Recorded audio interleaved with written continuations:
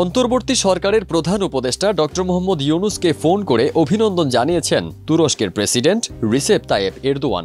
তিনি বাংলাদেশের বন্যার্তদের জন্য মানবিক সহায়তা দেওয়ার প্রতিশ্রুতি দিয়েছেন।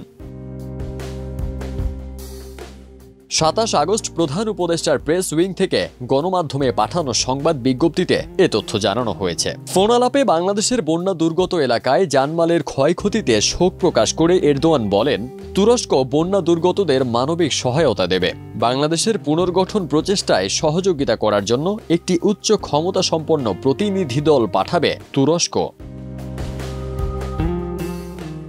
বন্যার্তদের পাশে দাঁড়ানোর প্রতিশ্রুতি দেওয়ায় মোহাম্মদ ইউনূস তুর্কি প্রেসিডেন্টকে ধন্যবাদ জানান। তুর্কি প্রেসিডেন্ট প্রধান উপদেষ্টাকে তুরস্কে সফরের আমন্ত্রণ জানান। ডক্টর ইউনূস আমন্ত্রণ গ্রহণ করে বলেন তিনি সুবিধাজনক সময়ে তুরস্ক সফর করবেন।